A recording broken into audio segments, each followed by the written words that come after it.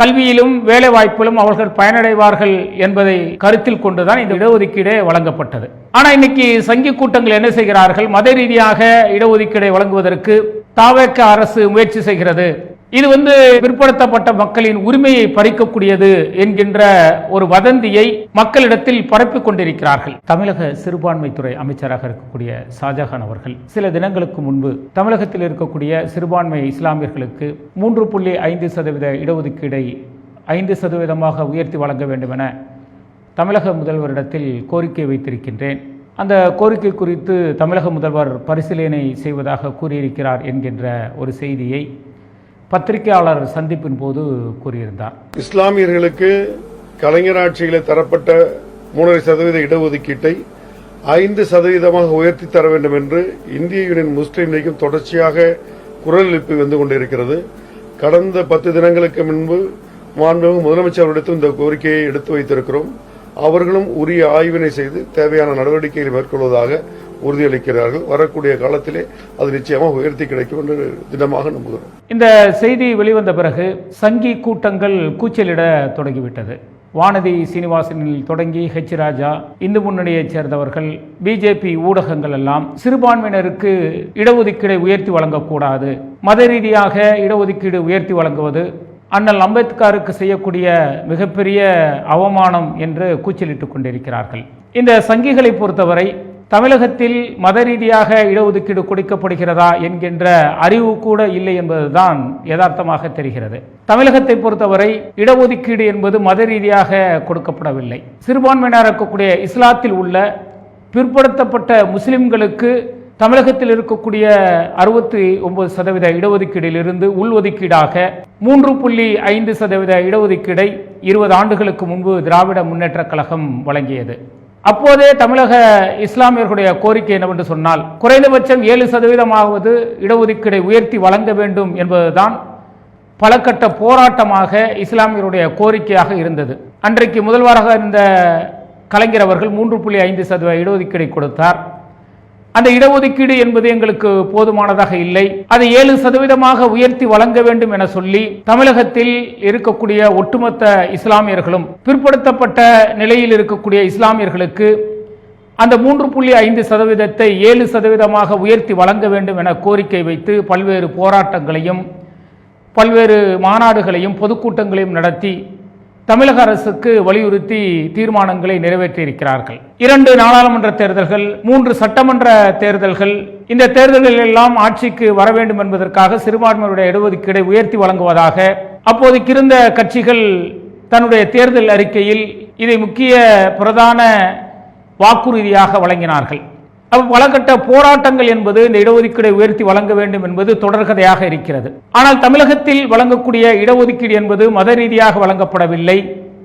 தமிழகத்தில் இருக்கக்கூடிய 69% இடஒதுக்கீடிலிருந்து பிசி என்று சொல்லக்கூடிய பிற்படுத்தப்பட்ட பிரிவினருக்கு 26.5%, இஸ்லாமியர்களில் பிற்படுத்தப்பட்ட மக்களுக்கு 3.5% இடஒதுக்கீடும் நடைமுறையில் இருக்கிறது. இது மத ரீதியாக கொடுக்கப்படுகிறதா என்றால் கிடையாது. இஸ்லாத்தில் பாத்தீங்க அப்படின்னா பல்வேறு பிரிவினர்கள் இருக்கிறார்கள்.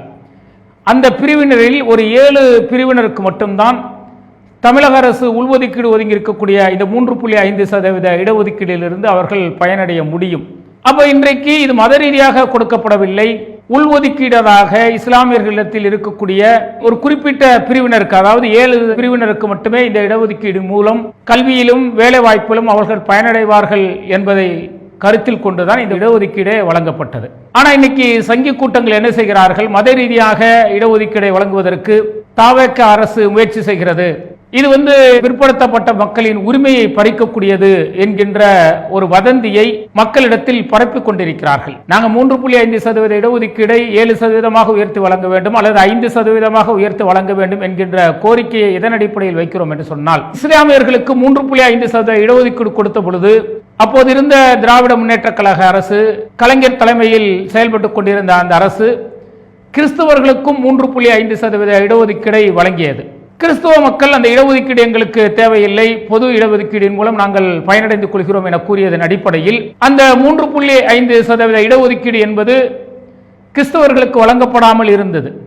அப்ப அந்த இடஒதுக்கீடு என்பது ஏற்கனவே தீர்மானிக்கப்பட்ட 3.5% இஸ்லாமியர்கள் இடஒதுக்கீடு, கிறிஸ்தவர்களுக்கான 3.5% இடஒதுக்கீடு, மொத்தம் 7% இடஒதுக்கீடு என்பது சட்ட ரீதியாக உள்ஒதுக்கீடு குறித்து தமிழகத்தில் அதற்கான குழுக்கள் அமைக்கப்பட்டு ஆய்வு செய்யப்பட்டு உள்ஒதுக்கீடாக 7% வழங்கலாம் என பரிந்துரையின் அடிப்படையில் தான் அன்றைக்கு திராவிட முன்னேற்ற கழக அரசு கலைஞர் கருணாநிதி அவர்கள் இந்த இடஒதுக்கீடை வழங்கினார்கள். அப்ப இந்த உள்ஒதுக்கீடுகளில் இருந்து தான் இஸ்லாமியர்களுக்கு நாங்கள் இடஒதுக்கீடை உயர்த்தி வழங்கணும்னு கோரிக்கை வைக்கிறோம். ஆனா இதை இந்த சங்கி கூட்டம் எப்படி திரிக்கிறார்கள் என்றால், மத ரீதியாக இடஒதுக்கீடை இஸ்லாமியர்கள் பெறுகிறார்கள் என சொல்கிறார்கள். நாங்க மத ரீதியா இடஒதுக்கீடை கேட்கவே இல்லை. நீங்க நாடு முழுவதும் ஜாதி ரீதியாக கணக்கெடுப்பு நடத்துங்க. அந்த கணக்கெடுப்பின் மூலம் ஜாதி ரீதியாக விகிதாசாரத்தின் அடிப்படையில் வேலை வாய்ப்பிலும் கல்வியிலும் மற்ற இதர துறைகளிலும் ஜாதி விகிதாசாரத்தின் அடிப்படையில் பயனடைந்திருக்கிறார்களா என்பதை நீங்கள் வெளிப்படையாக சொல்லுங்கள் என்ற கோரிக்கையை நாங்களும் வைத்துக் கொண்டிருக்கின்றோம். பல ஆண்டுகளாக காங்கிரசும் எதிர்க்கட்சிகளும் கோரிக்கை வைத்து அசந்து போன பிறகுதான், ஒரு கட்டத்தில் இது மிகப்பெரிய பிரச்சனையாக எழுந்த பிறகுதான் இன்றைக்கு மத்தியில் இருக்கக்கூடிய பிஜேபி அரசாங்கம் வரக்கூடிய 2027 மக்கள் தொகை கணக்கெடுப்போடு ஜாதி ரீதியான கணக்கெடுப்பை எடுக்கிறோம் என சொல்லியிருக்கிறார்கள். அப்ப நீங்க ஜாதி ரீதியாக கணக்கெடுப்பு நடத்தி அந்த விகிதாச்சாரத்தின் அடிப்படையில் இடஒதுக்கீடை வழங்கினீர்கள் என்று சொன்னால், இந்தியாவில் ரொம்ப சொற்பமாக இருக்கக்கூடிய ஒரு குறிப்பிட்ட ஜாதியினர் மட்டும் எந்த அளவிற்கு இந்தியாவில் உயர் பதவிகளில் முக்கிய பொறுப்புகளில் அவர்கள் ஆளுமை செய்து கொண்டிருக்கிறார்கள் என்பது தெல்ல தெளிவாகும். அப்ப நீங்க ஓபிசி என்கின்ற ஒரு பிரிவில் இன்றைக்கு ஒரு குறிப்பிட்ட பிரிவினர் மட்டும் தன்னுடைய ஆதிக்கத்தை செலுத்திக் கொண்டிருக்கிறார்கள். அது வெட்ட வெளிச்சத்திற்கு வந்துரும். அப்படிங்கிறதுனால தான் ஆளக்கூடிய பிஜேபி அரசாங்கம் இந்த ஜாதி ரீதியான கணக்கெடுப்பை பல ஆண்டுகளாக கிடப்பில் போட்டுக் கொண்டிருந்தார்கள். ஆனால் இது ஒரு கட்டத்தில் மக்களிடத்தில் மிகப்பெரிய எழுச்சியை ஏற்படுத்தி ஜாதி ரீதியாக கணக்கெடுப்பு நடத்தப்பட வேண்டும். அதன் அடிப்படையில் ஜாதி விகிதாச்சாரத்தின் அடிப்படையில் மக்களுக்கு இடஒதுக்கீடு வழங்க வேண்டும் என்கின்ற கருத்து ஆழமாக விதைக்கப்பட்டது. அது மிகப்பெரிய எழுச்சியாக மக்களிடத்தில் ஏற்பட்ட பிறகுதான் இன்றைக்கு பிஜேபி அரசு இந்த மக்கள் தொகை கணக்கெடுப்போடு ஜாதி ரீதியான கணக்கெடுப்பை எடுப்பதாக கூறியிருக்கிறார்கள். அப்ப நீங்க ஜாதி ரீதியாக கணக்கெடுப்பு நடத்தி இடஒதுக்கீடு வழங்குங்க, அதை நாங்க வரவேற்கிறோம். மக்களை ஏமாற்றக்கூடிய வகையில், அதாவது என்ன செஞ்சீங்க, 2022 பொது இடஒதுக்கீடு என்கின்ற அடிப்படையில் பொது பிரிவின் கீழ் ஓபிசியில என்ன செஞ்சிருக்கீங்க அப்படின்னாக்க, பொருளாதாரத்தில் நலிவடைந்தவர்களுக்கு மத்திய அரசின் வேலை வாய்ப்பிலும் கல்வியிலும் 10% இடஒதுக்கீடு சொல்லியிருக்கிறீங்க.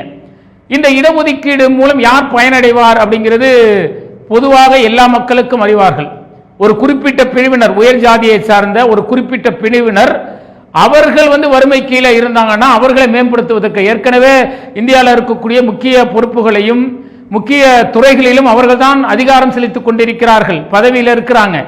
ஆனா அதையும் மட்டும் நீங்க பொறுத்துக் கொள்ளாமல், அது மட்டும் போதாதுன்னு சொல்லி அதுல வறுமை கோட்டில் கீழே இருக்கக்கூடியவர்களை நாங்க மேம்படுத்தணும் அப்படிங்கிற பாணியில இப்ப என்ன செய்யறீங்க, நீங்க பொது பிரிவின் கீழ் பொருளாதாரத்தில் நலிவடைந்தவர்கள் என காரணம் காட்டி ஒரு குறிப்பிட்ட வகுப்பினரை, பிராமணர்களை மட்டுமே மையமாக கொண்டு மத்திய அரசாங்கம் 10% இடஒதுக்கீடை வழங்கி இருக்கிறது. அப்ப இது எப்படிப்பட்டதுங்கிறது இன்னைக்கு மக்களுக்கு தெரியும். ஆனா இன்னைக்கு சங்கிகள் என்ன செய்யறாங்க, இங்க பாருங்க, நாட்டை பிரிவினை உண்டாக்கியவர்கள் முஸ்லீம் லீக், அந்த கட்சியை சார்ந்த ஒரு அமைச்சர் ஆயிருக்கிறாரு.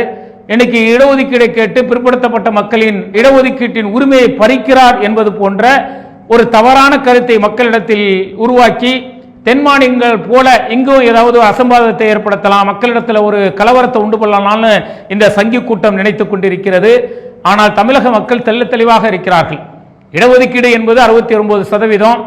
அந்த 69% பிற்படுத்தப்பட்டவருக்கு வழங்கப்படக்கூடிய 26.5% என்பது வழக்கமாக இருந்து கொண்டிருக்கிறது. முஸ்லிம்களுக்கு 3.5% இடஒதுக்கீடு இருக்கிறது. நாம கேட்பது, ஏற்கனவே நீங்க கிறிஸ்தவர்களுக்கு கொடுத்த அந்த 3.5% இடஒதுக்கீடு அவர்கள் வேண்டாம் என சொன்னதனால் அந்த இடஒதுக்கீடு இருக்கிறது. அந்த இடஒதுக்கீடிலிருந்து எங்களுக்கு 7%ஆகவோ அல்லது 5% உயர்த்தி வழங்கணுங்கிறத தான் நம்ம கோரிக்கையா வைத்திருக்கிறோம்.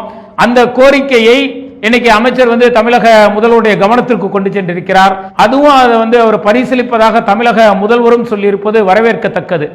இந்த நேரத்தில் இந்த சங்கிகள் இந்த இடஒதுக்கீடை வைத்து மக்களிடத்தில் ஒரு பிரிவினை உண்டாக்குவது, அல்லது பிற்படுத்தப்பட்ட மக்களின் உரிமைகளை பறிப்பது போல இந்த இடஒதுக்கீடு உயர்த்தி வழங்கினால் ஏற்படும் என்கின்ற ஒரு நிலையை உருவாக்குவது இந்த சங்கிகளின் உண்மையான அந்த முகத்தை வெளிப்படுத்துவதாக இருக்கிறது. எப்படிப்பட்ட ஒரு வதந்தியை பரப்பி, எப்படிப்பட்ட ஒரு பொய்யான தகவலை பரப்பி மக்களிடத்தில் பிரச்சனையை உண்டாக்குவார்கள், ஒற்றுமையை குலைப்பார்கள் என்பதற்கு இதுவே எடுத்துக்காட்டு.